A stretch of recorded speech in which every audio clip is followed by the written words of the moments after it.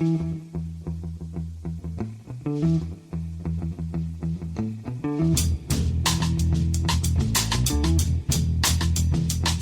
and welcome to The Price of Football, the show that looks at the money behind the beautiful game and says bienvenue Patrick à essai Vincent et bonne chance. You are going to need it, mate. I'm sorry, pleasingly carry on about that. Yeah, bonne chance. I'm Kevin Day, he is Liverpool University's Kieran Maguire, and this is Newsday. That's how Sky Sports News would introduce the pod. Liverpool University's legendary Kieran Maguire has some amazing updates on amortisation in Bulgarian football. Shall we get on with the actual news, Kieran? I'm afraid if this pod had a title, it would be the usual suspects. Four of our favourite clubs appear at frequent. I used the word frequent too quickly there. I meant frequencies. Sheffield Wednesday, Kieran, let's start in South Yorkshire. Sheffield Wednesday appear to have paid some, but not all player wages. Does that mean they've paid some players all the money or all players some of the money? They've paid some players all of the money. This is a story which has come from the Sheffield newspapers.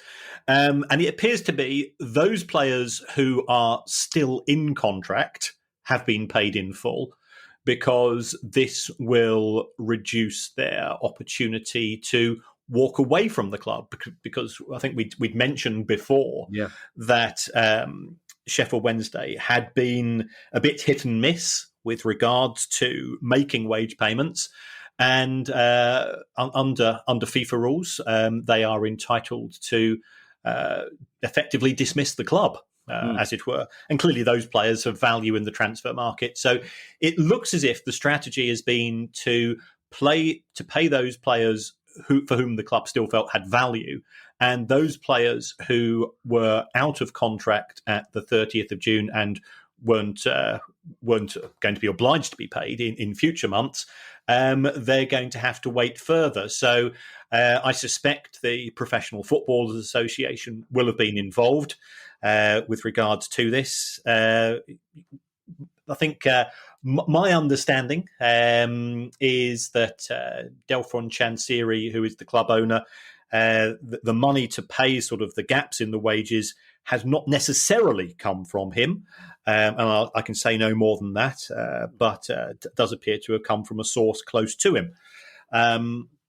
So that's where we are. And as we are recording this at 4 o'clock on Tuesday, so we can't make any references to England and the semi-final of the Euros. But as we started to record, Sheffield Wednesday have just published their financial results, and boy, have they lost a load of money in 2020. And their wage bill, looking at this, and I'm just sort of quickly going through a series of numbers, their wages are considerably higher than their revenues. And this was, of course, in the pre-COVID era even. And that perhaps explains why they've had these cash flow challenges with regards to paying player wages.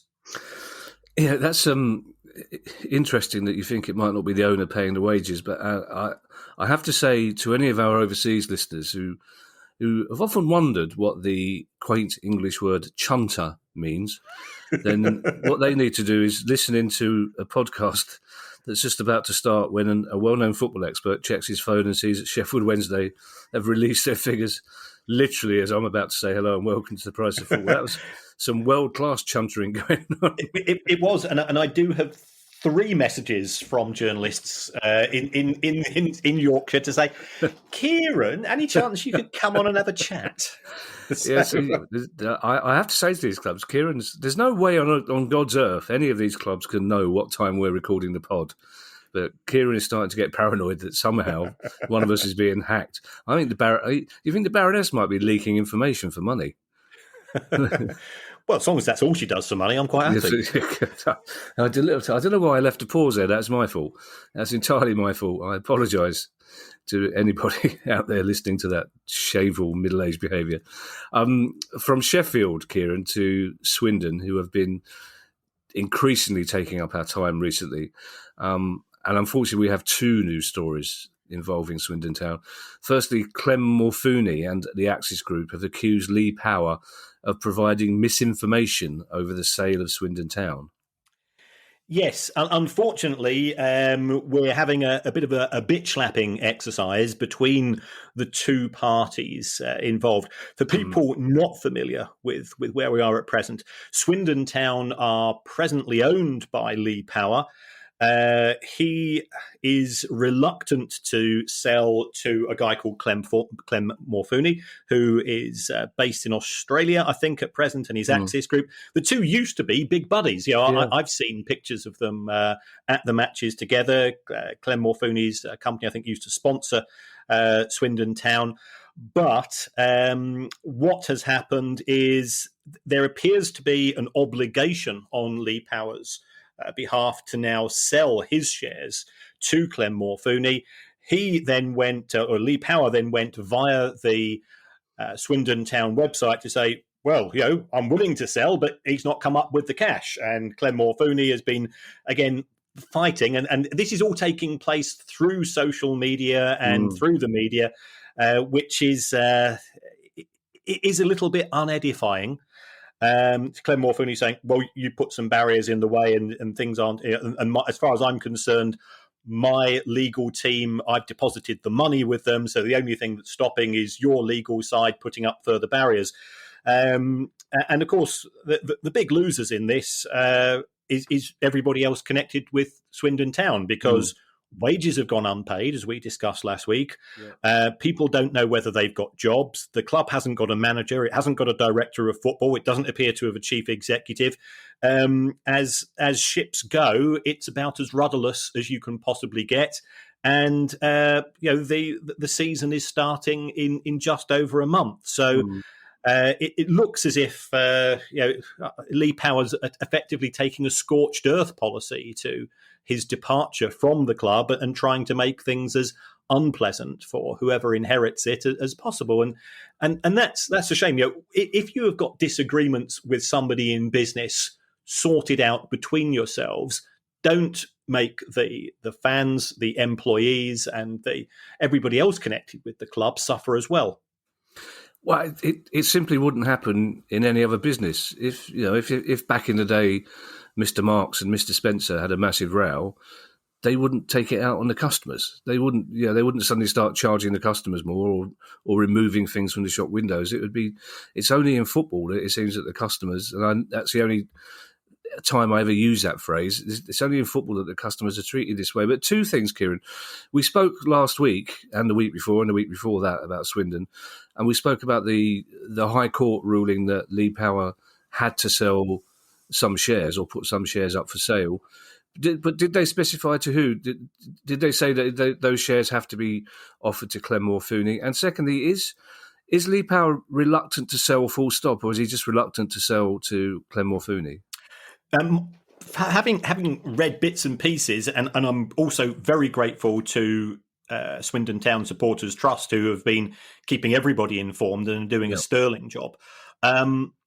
It looks as if the judge's ruling was that Lee Power had to sell the shares to Clem Morfuni at a particular price.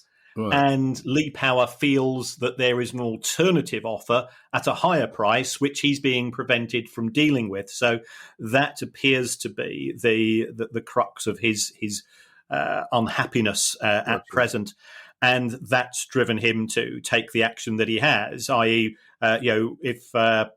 if he means if through his actions it means that Clem Morfuni has to go and pick up a shortfall in wages, then so be it. But it's we hope that what we perceive to be professional people, we expect football owners to have they don't have the greatest of reputations, some of which is warranted, the vast majority of which is not.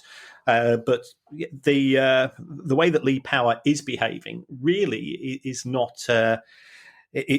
particularly elegant. And I just hope that the EFL are monitoring this, just in case Lee Power rocks up at another football club. And still in Swindon, I'm afraid, the club also faced court action over unpaid rent on the county ground. And again, is this part of Lee Power's scorched earth policy or an oversight? Or Well, if it is an oversight, it's a long-winded one because I think it's something like 18 months for which the rent has not been paid. And we can all forget to pay the odd bill now and then, deliberately on purpose. Yeah.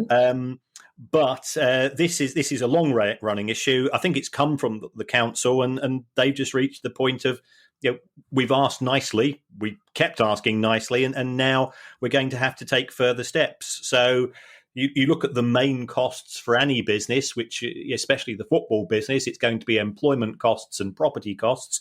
And Lee Power has come up short on both of those. Do we have any idea how much is owed in unpaid rent? Not certain, unfortunately. I'll dig out the numbers in due course. But it's like, if it's over 18 months, it's likely to be a substantial amount of money, and that's absolutely. There's also a level of patience from the council that many private landlords wouldn't have shown. So, not happy times for Swindon Town fans at the moment. But as we've seen in the past with Wigan, who knows? There could be a happy solution. Let's hope we're able to announce that soon. Yes. And well, we've had Sheffield Wednesday, Kieran. We've had Swindon. So where else? Where else could we be going next, everybody? Say it with me, boys and girls. Say it loud and say it proud. We're going to the East Midlands. And we're not going to Nottingham Forest, everybody. We're going to Derby County. And Derby County, I like the way this has been phrased very carefully by Guy, may have found a bit more profit from the sale of Pride Park. Now, I'm no expert, but luckily, Kieran, you are. I'm an expert. How do you find a bit more profit? I mean, I once found a fiver in a pair of jeans that I'd forgot I had a fiver in coming back from Edinburgh, and I literally thought this is the best thing that's ever happened to me. And of course, despite Ali's advice, I went out and spent it on a cheap bottle of wine. Because why would you not? If you found yourself with a fiver you didn't know you had, you have to spend it because that's God telling you to spend the money. But how do you find a bit more profit?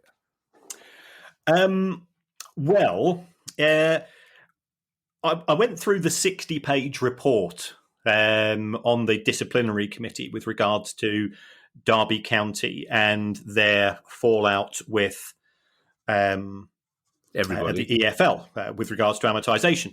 Yeah. And I went through, and that was quite detailed, and it wasn't a page turner. Let's be honest, apart from possibly for me.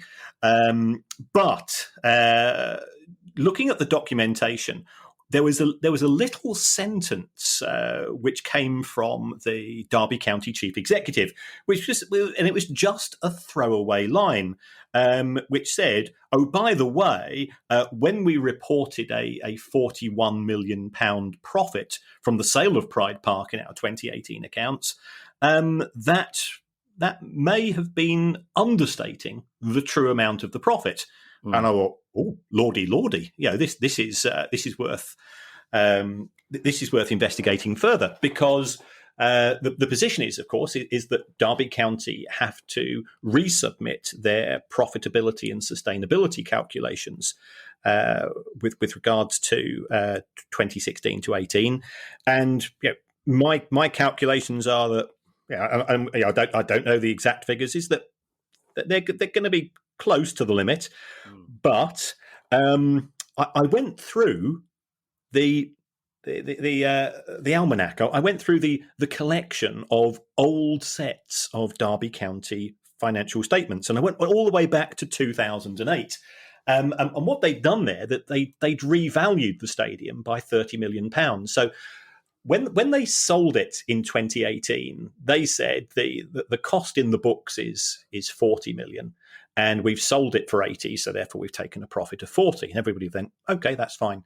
But if you actually go way back, it looks as if, and it's a bit like, let's say that you had a house worth 100 grand. You got an estate agent around a few years ago, and he said, it's 130. So therefore you think, I made 30 grand profit. And then you sell it for 180. Now, what Derby have done, have said, well, the profit is the 180 less the 130 it was last valued at. We've taken that profit of 50 to the accounts. But actually, they sold it for 180, and it originally cost them over 100. And it's just an amazing coincidence. I'm sure that this extra £30 million are now saying, oh, well, we revalued it in 2008. Could we potentially put that into our P&S calculation? And if so, even if the EFL do query the figures, and Rick Parry presently is he's a bit like Sideshow Bob from The Simpsons with regards to his pursuit of Bart Simpson.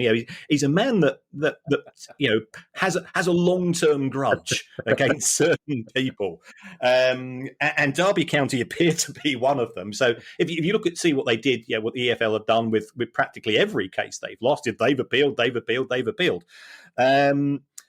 Is this Derby saying, well, even if you do appeal, by the way, we just found an extra 30 million, so which could keep them on the right side of the equations. But it was genuinely a fascinating read if you like that type of thing. But I'm hoping that at least 99.99% of the population, they've all got personalities, and that type of thing, that type of read isn't something that is up with Shakespeare in terms of the appeal.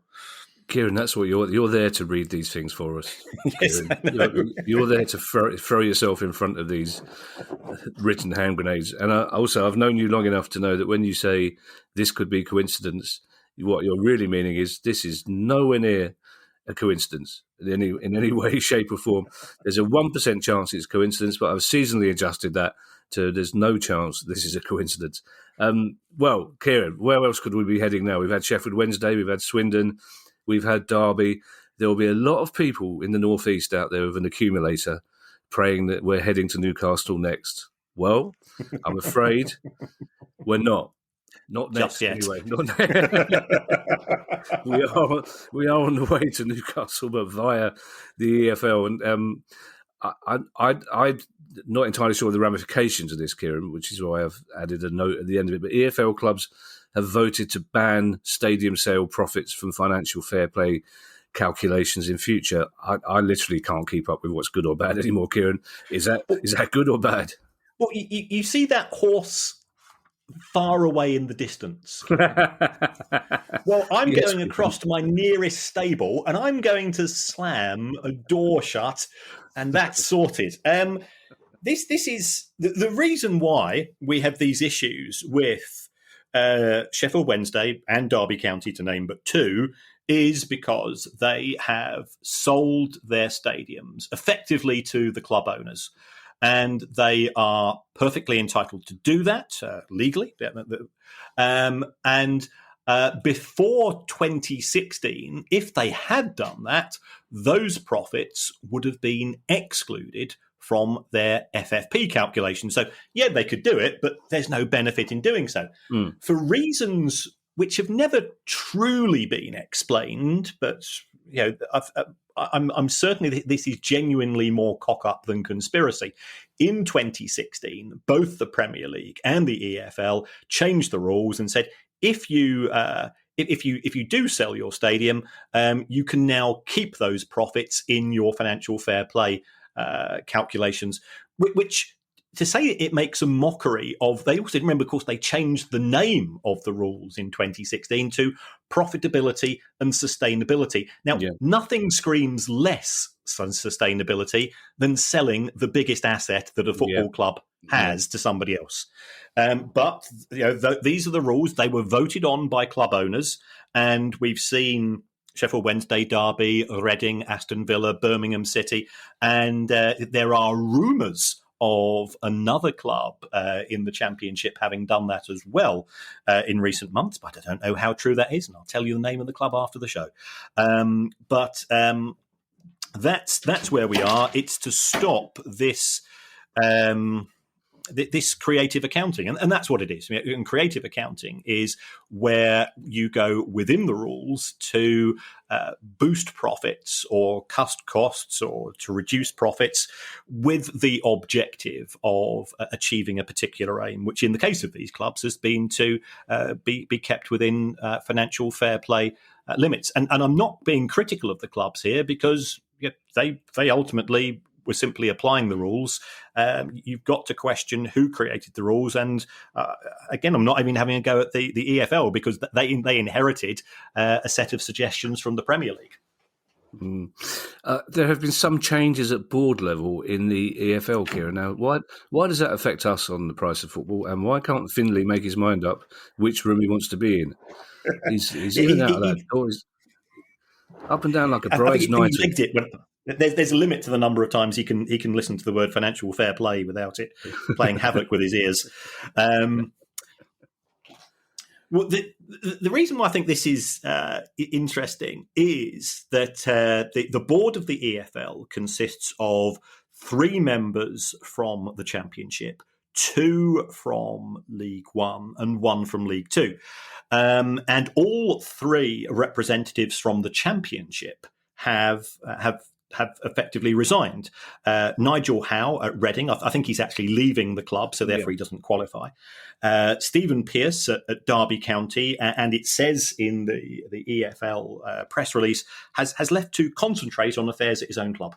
But I suspect it was due to the fact that every time he went into the EFL recreation room, there was a dartboard there with a picture of Pride Park on it, and he probably just said, "I've had enough of this." And Mark Ashton at Bristol City, he's moved to Ipswich, who are in League One, so therefore he can't be a representative. So, who is going to replace them? We're not certain, but it could have an impact upon the direction of the EFL. Which could be a very positive thing, and I'm not, these guys, I'm sure have done a sterling job in history. But there are some things which concern me, because we've got one of the members at a non-championship club, one of the representatives at board level. I was just doing a little bit of a background check, and he also runs a company which is involved in buying and selling football clubs. And to me, that strikes me as a conflict of interest. How can you be on the board of an administrative body of football, and therefore you are having discussions of things about individual clubs, when you've got a separate job as somebody that's effectively a broker of football clubs? And why isn't this being? Well, I presume it has been declared, but it just seems to me to be a strange way to have governance at one of the senior institutions in English football. Yeah, I agree, but I'm just thinking you evoked a very pleasing image of the EFL there having a staff room like "Please Sir," with a dartboard with various people's faces being thrown out. For the younger people listening, "Please Sir" was a sitcom in the 70s where actors who were clearly in their mid-30s played 16-year-old kids at South London Comprehensive School. And my mum wouldn't let me watch it. She said it was too rude. It was raunchy, wasn't it? Yes. Yes. And they had a janitor played by Derek Geiler who boasted about killing Nazis in the desert. Derek Geiler, who was born 2 roads from where I'm doing this podcast, funny enough. Oh, wow. It was quite raunchy, wasn't it? Maureen was I think she was the raunchy one, wasn't it? I don't know. Anyway, we just sound like 2 middle-aged men. Anyway. Of course, those 2 stories, Kieran, were just a brief sorbet, a mere palate cleanser before we get back to completing the tour of our most talked about clubs recently. And for those of you who have Newcastle United on your accumulator, you can go to the bookies and get your money now. Because they're very much in the news this week, twice, basically. They and Amanda Staveley have gone to war, it says here, gone to war against the Premier League and Tracy Crouch. That's very Sky Sports news, hasn't it? They've gone to war against the Premier League and Tracy Crouch. Yes, this is all to do with the issue of the appeal by Newcastle United against the Premier League with regards to the prospective takeover by PIF of the club. And Newcastle have said, why is this taking place behind closed doors? Why all the secrecy? Why all the delay? Why can't this be shown in the public domain? That I'm all in favour of, and then Amanda Staveley effectively saying the deal's not dead, saying she again is effectively a broker of football clubs, or she wants to be, with regards to Newcastle and the potential Saudi Arabia takeover. She's written an open letter to Tracy Crouch MP, and I'm going, well, what's it got to do with Tracy Crouch?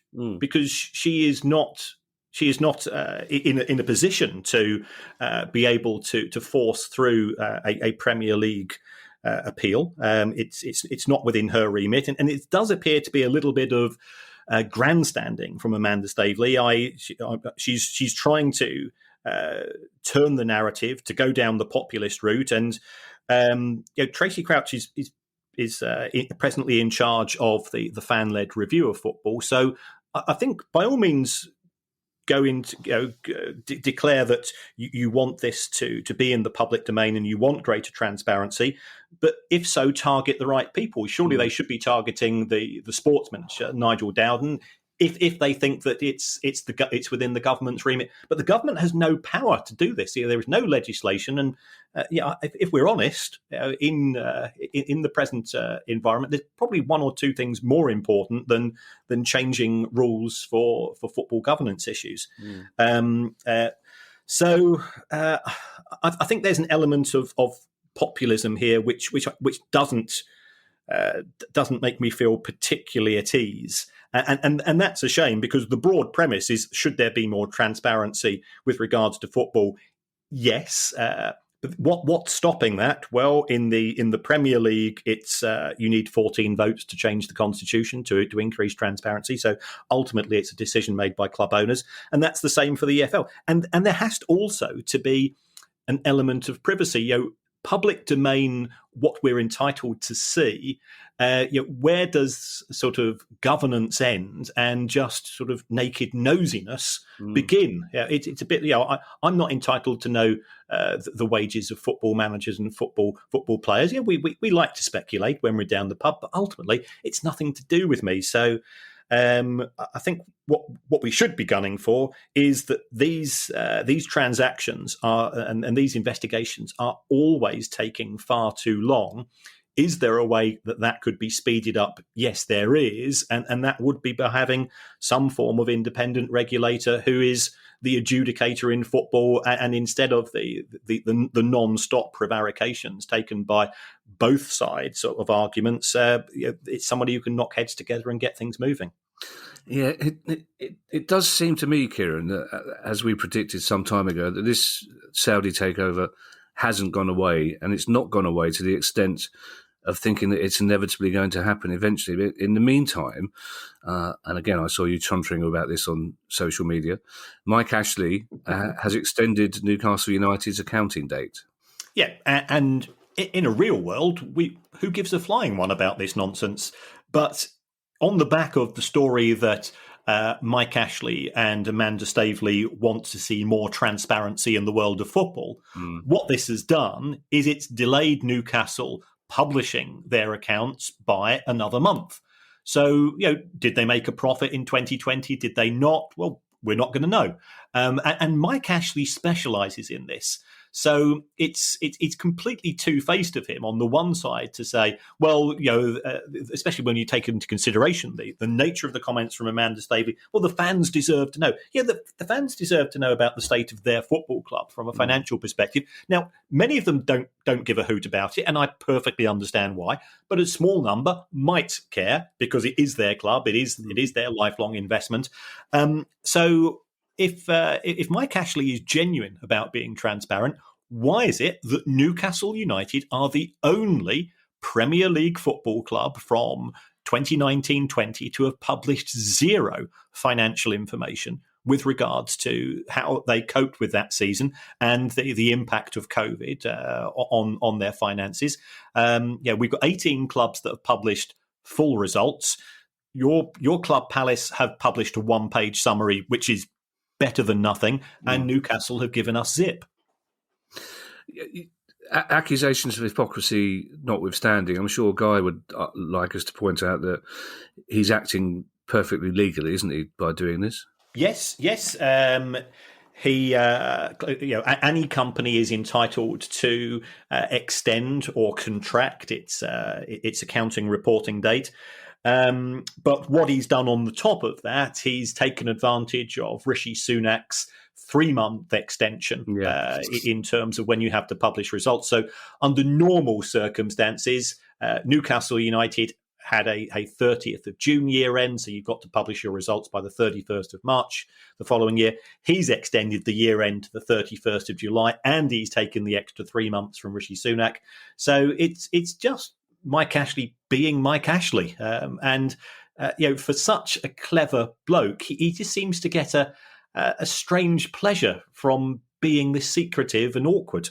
In the bigger scheme of things, is it possible that the Saudi government, who are looking to take over the club, would be worried that Mike Ashley is appearing to be reluctant to reveal figures?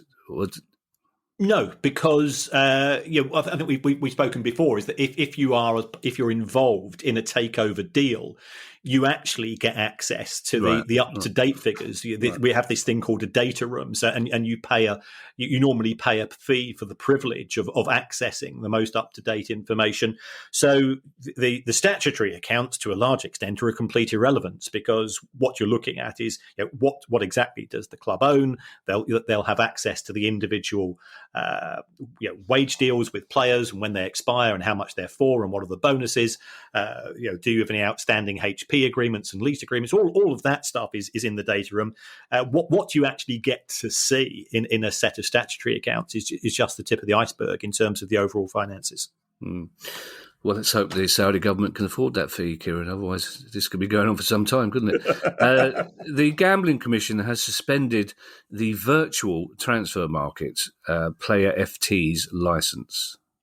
Yes, this is echoes of our good non-friends at Football Index.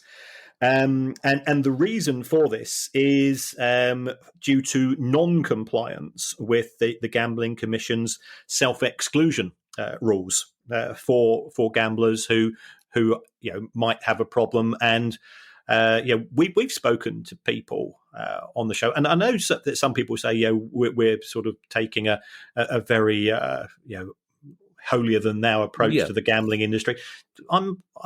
I've got friends that gamble. You have the occasional flutter. I have no issue with gambling, and having a license is good. I'm completely against prohibition. Although my uncle Terry was, he's probably a little bit keener on unlicensed gambling, and going back to the 70s when he and I used to go out together, he'd say, just need to go and pay a visit to this guy here about a gambling debt, Kieran. And I'd be sitting there. He'd go and buy me a funny face ice lolly, and then he'd sort of come out 30 seconds later, and with this guy sort of leaning against a door with perhaps one or two broken bones. Yeah, but that's a separate story. At least you had a nice cream, Kieran. Yeah, your funny faces were great. Probably with a joke on the stick. I don't think it takes more than a pub psychologist, Kieran, to work out where your aversion to gambling may come from. It really doesn't need an expert, does it, to put two and two together. But good old Uncle Terry, though. It's nice that he kept you occupied. That's right. Just keep licking your lolly, son. He didn't see anything. Yeah. Then I'd go and tell him the joke when he'd finished it as well. And he'd chuckle away. Of course he would. He's a good uncle. He's a South London boy.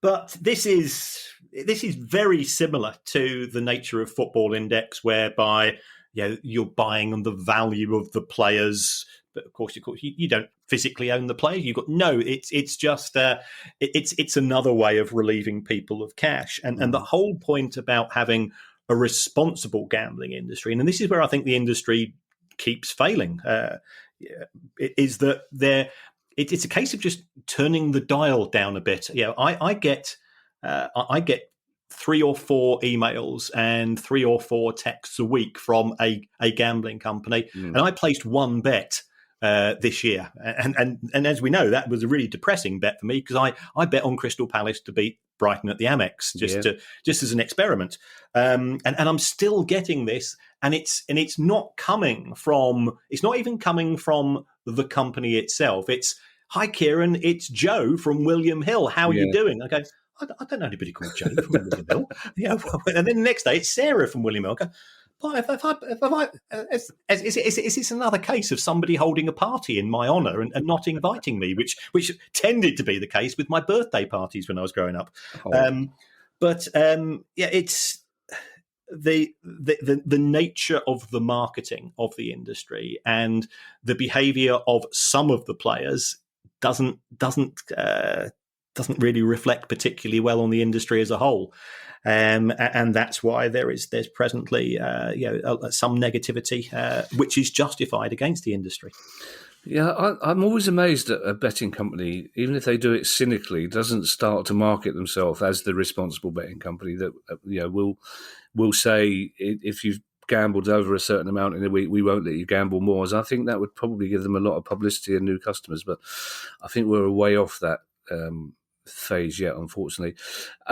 This is an odd one if you're a Barcelona fan. Barcelona can't register any of their new signings, including Memphis Depay and Sergio Aguero, of course, because they've gone over the La Liga salary limit. Yes, La Liga is intriguing in that each individual club is given a budget for wages at the start of the season, and that's done by La Liga itself. And you've got to comply. You've got to show that what you're committed to paying out this season is going to be within the limits, and it has broken over the course of the last 24 hours that it looks as if Barcelona have exceeded that, and what we've therefore got is they've got a fire sale. Yeah, I think there's is it Junior Firpo is now going to Leeds at a pretty knockdown price. They've got Trincao going out to Wolves on loan. There's talk of Coutinho being available for sale for you could probably get him for less than 20 million quid. And considering he was sold for the thick end of 130 only a few years ago, it just shows where they are. So, and I think the reason why they're trying to get all of these people out is at present, Lionel Messi is officially unemployed, isn't he? Because his contract expired on the 30th of June. We're now into the first week of July, and there's no news coming from either party. The Barcelona president is making positive noises, but nothing coming from the Messi camp themselves. I know we've discussed this before, Kieran, but just for new listeners and me, because we mentioned my attention span earlier, is the La Liga salary limit the same for every club, or does Barcelona or Real Madrid, the bigger the club you are, do you get a little bit more leeway to spend money on salaries, or do they all get the same amount? No, it's very much linked. It's what we probably call a soft cap in the sense that it is very much linked to your revenues. So, okay. That has some merits. It also has some demerits. If you are an ambitious club, and you've just come up from the second division of Spanish football, you would start off with a very low wage cap, which means that if you've got an ambitious owner, it's going to be very difficult to ever be competitive with the large clubs in Spanish football. Finally, Kieran, some news about us. This is our second to last ever pod for 2 weeks.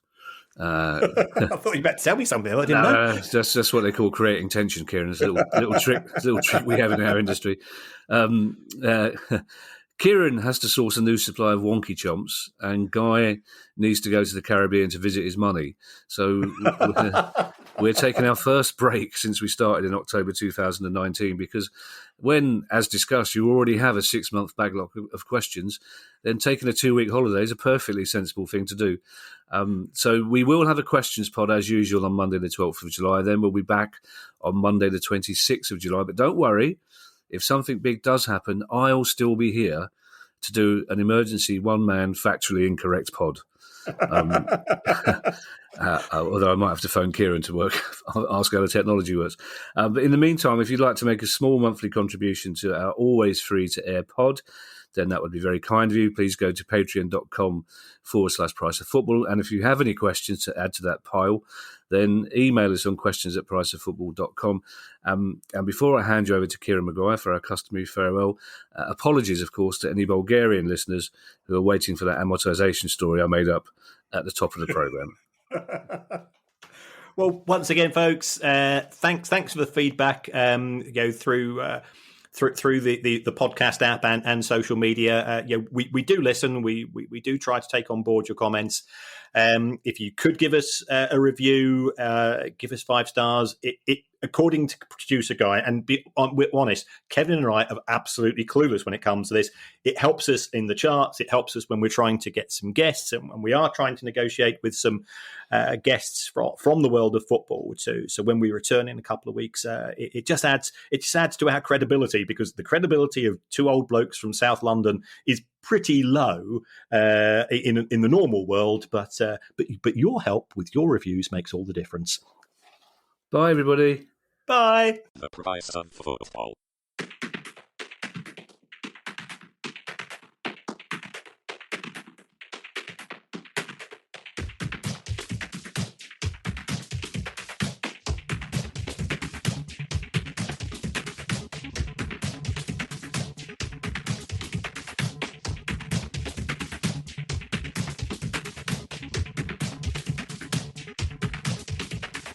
The price of football.